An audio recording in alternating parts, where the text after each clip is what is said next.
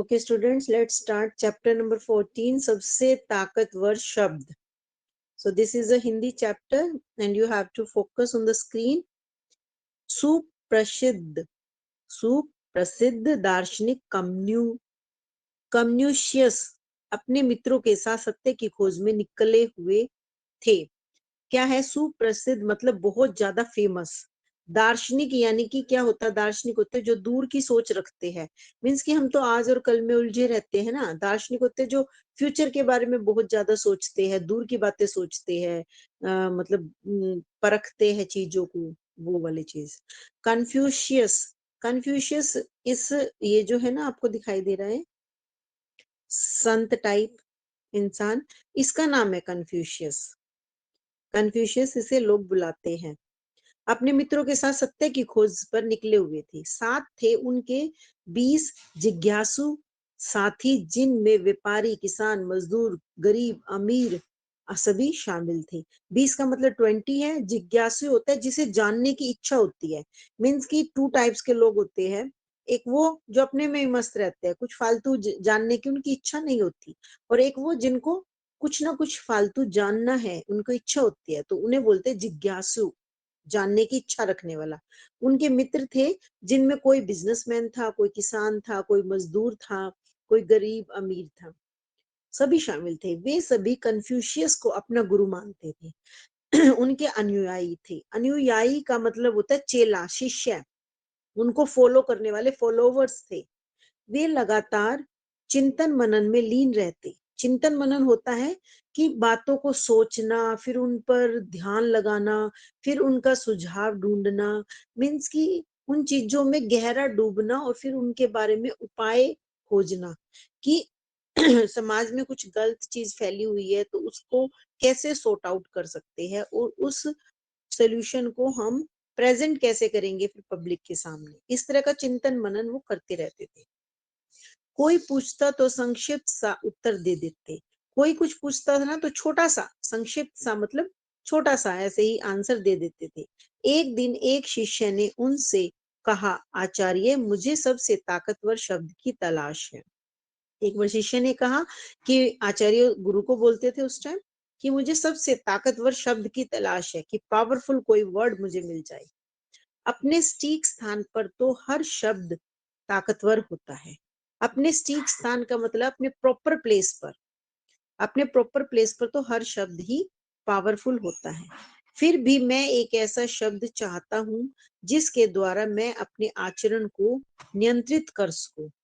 फिर भी मैं एक ऐसा शब्द चाहता हूं जिससे, यानी आचरण मतलब अपने बिहेवियर को मैं कंट्रोल में कर सकूं. यानी कि एक जो कोई पूछता है ना, वो कहता है कि वैसे तो सारे जो वर्ड होते हैं वो पावरफुल होते हैं, लेकिन मुझे कोई ऐसा एक पावरफुल वर्ड चाहिए जिससे कि मैं अपने बिहेवियर को कंट्रोल कर सकूं.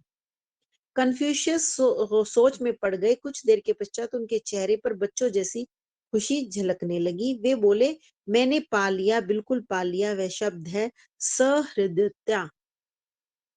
अब वो सोच में पड़े हुए थे लेकिन एकदम से हंसने मुस्कुराने लगे और उन्होंने कहा सहृदयता. सहृदयता मतलब तुम जो भी करो ना दिल से करो, हार्टली करो. ऐसे नहीं दिखावे के लिए या दूसरे को खुश करने के लिए, अपना मतलब उससे काम निकलवाने के लिए, ऐसा नहीं, पूरे दिल से करो. केवल सहृदय होकर ही तुम अपने आचरण को नियंत्रित कर सकते हो. केवल दिल से सारी चीजों को सोच कर, समझ कर अपने आप में बिहेवियर को कंट्रोल कर सकते हो. फिर आगे उसने कहा कैसे, शिष्य ने पूछा. तब उन्होंने कहा, शिष्य मतलब वही जो स्टूडेंट होता है, चेला होता है उनका.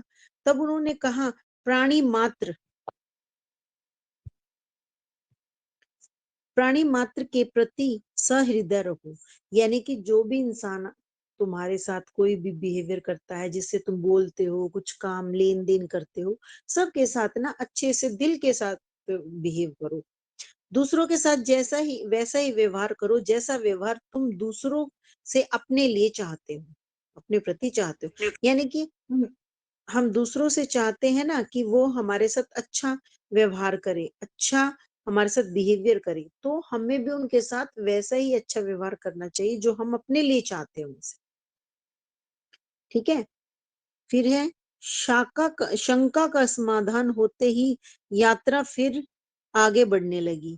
शंका यानी होती है जैसे मन में किसी के कोई विचार आता है ना, ये वाली शंका की ऐसा कौन सा पावरफुल वर्ड हो जिससे कि हम अपने बिहेवियर को कंट्रोल कर सके।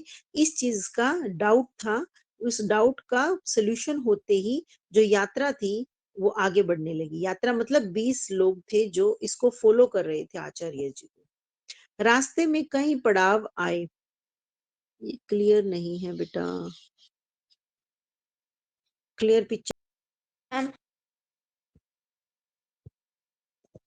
नेक्स्ट वी हैव शंका का समाधान होते यात्रा फिर आगे चलने लगी और रास्ते में कई पड़ाव आए। चलते Excuse me, चलते, ma'am. यस बेटा। Yes, ma'am, I am not able to do the class because I have my tuitions. Okay बेटा, you can skip the class. Okay, bye-bye, चलते ma'am. चलते, बाय बेटा। चलते चलते वे एक ऐसे स्थान पर पहुंचे जहां चारों ओर जंगल था।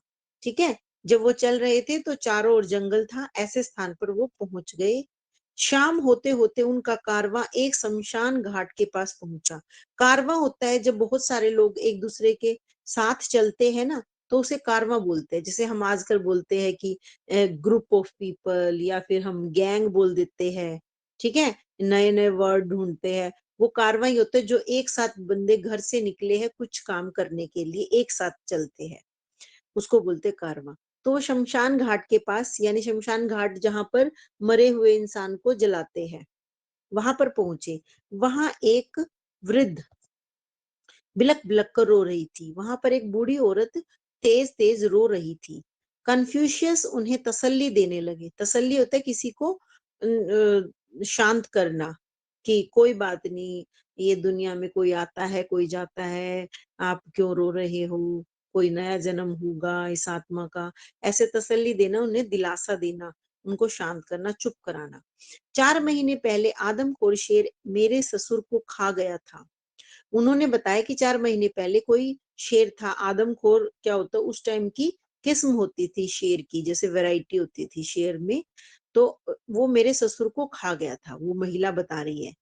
महीना भर पहले उसने मेरे पति पर हमला किया और उन्हें मार डाला। और आज फिर वो उसके पति को मार डाला। और आज बताते बताते वृद्धा बिलखने लगी। सभी लोग दुखी हो गए। आज यानी कि उसके बेटे को मारा होगा, या किसी को भी ऐसा ही उसके परिवार के किसी लोग को मारा होगा, तो सब बहुत ही दुखी हो गए। धीरज रखो माँ, निराश मत हो, कन्फ्यूशियस ने कहा। कैसे धीरज रखूं, मेरा सब कुछ तबाह हो गया। जालिम शेर ने मेरे बेटे को भी नहीं छोड़ा, उसका बेटा ही खा लिया था उसने। जालिम तो आपको पता ही है, यानी कि निर्दयी, दुश्मन, और बहुत ही ज्यादा मतलब कि जालिम उसको कहते हैं जो खून खराबा करता है। कन्फ्यूशियस जैसे विद्वान भी अपने आंसू रोक नहीं पाए। वो भी रोक नहीं पाए, वो रोने लगे। क्योंकि विद्वान वो होता है जो कि मरने से और जन्म से ऊपर उठ जाता है, यानी कि वो सोचता है कि संसार में ऐसा तो होता ही है, जिसने जन्म लिया धरती पे वो मरेगा, और जो मरा है उसका जन्म होगा। लेकिन फिर भी वो इतना ऐसा सुन के ना वो भी रोने लगे। इतनी मतलब बुरी हालत थी। नेक्स्ट है हमारे पास ये पेज। माँ एक बात पूछूं, कन्फ्यूशियस ने वृद्धा से कहा, बूढ़ी औरत से कहा। कुछ भी पूछ बेटा, परंतु बड़े बड़े उपदेश देकर मुझे रोने से मत रोकना। ठीक है, उपदेश होता है भाषण देना। जैसे कि उपदेश का मतलब यही होता है कि अच्छे वर्ड्स बोलना, कि सांत्वना देना, कि कोई बात नहीं ऐसा होता है। ठीक है, धीरज रख माँ और कल की सोच। आदमखोर शेर तेरे पूरे परिवार को खा चुका है, लेकिन खुद को बचाना सबसे बड़ी नैतिकता है। अब उसने कहा कि सारा पूरा परिवार तो खा लिया, लेकिन आप खुद को बचाओ। नैतिकता होता है हमारी duty, moral duty. Moral duty होता है कि हमें खुद को खुश रखना, खुद को बचाना, किसी भी जोखिम से, किसी भी दुख से, मरने से। ठीक है, तो ये हमारी खुद की ड्यूटी होती है, मोरल ड्यूटी।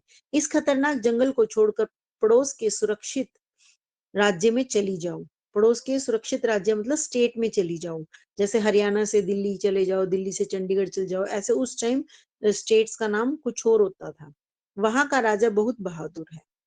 चुप, नाम मत लो उस सन्यासी अन्यायी का।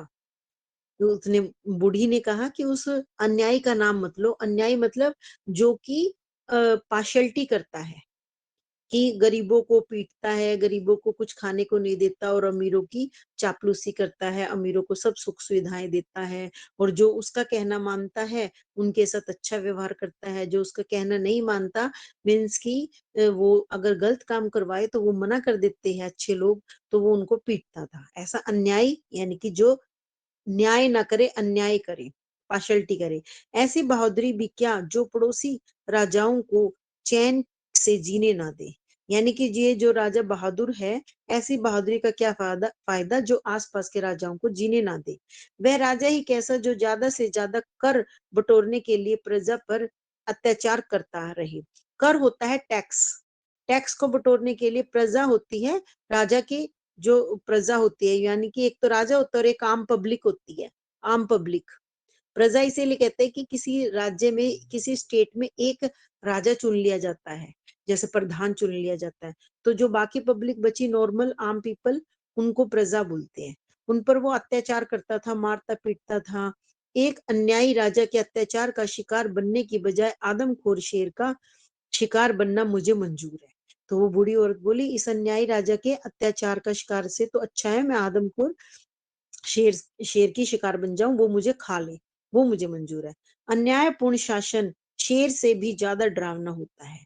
यानी कि जो पार्शलिटी करते हैं, जो लोगों पर अत्याचार करते हैं और गलत तरीके से अपनी बात मनवाते हैं, उनको मारते पीटते हैं, ऐसे राजा तो शेर से भी ज्यादा खतरनाक है, डरावने हैं। कन्फ्यूशियस ने मन ही मन निष्कर्ष निकाला, निष्कर्ष होता है रिजल्ट, कंक्लूजन निकाला कि वो ज्यादा बेकार होते हैं जो अन्यायपूर्ण शासन करते हैं, यानी कि लोगों पर अत्याचार करते हैं।